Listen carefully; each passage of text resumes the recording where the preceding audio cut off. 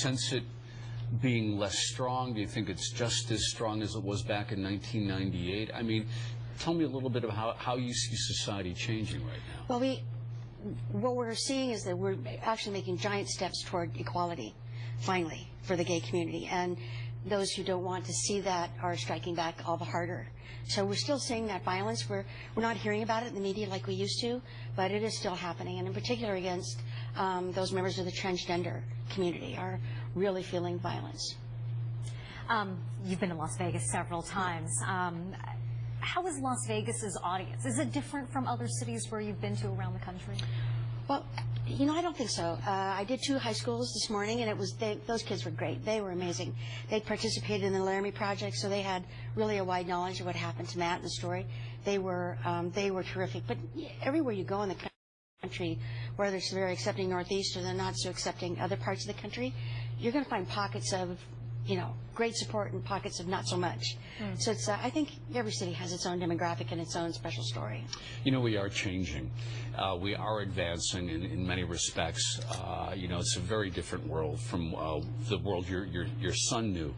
Do you sense that the gay community is getting complacent? I mean, I think of young gay men and women who just grew up thinking that it's a different world. Do you think that the gay community is getting complacent at all? You know, I do, and it worries me a little bit, because now that seems the only thing we want to talk about is marriage, and that certainly doesn't take care of everything. Right. There's still states where you can be fired from your job for being gay, and we have to take care of that.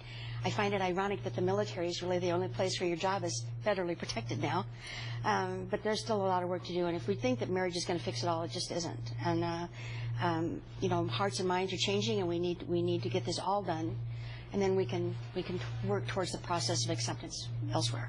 Your goal with your presentations and your foundation is to get people to speak out against discrimination.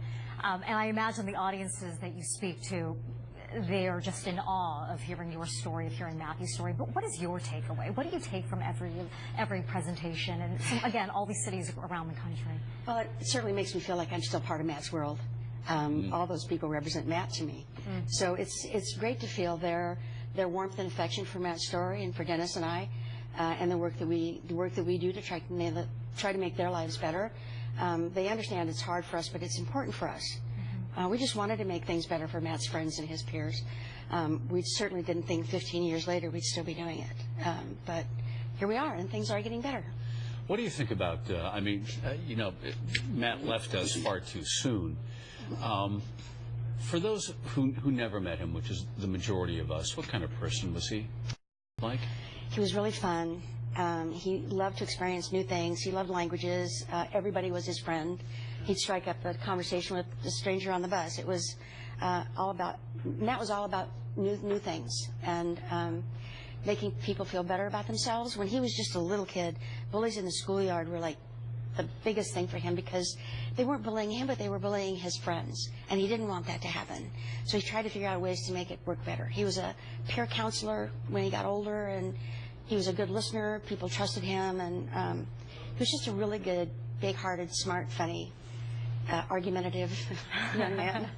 Well, you have a valuable message, and good luck tonight. Thank you so much. Again, as we go to break here, we want to let you know the legacy of Matthew Shepard is tonight, 7 o'clock at the Center near Maryland and Charleston.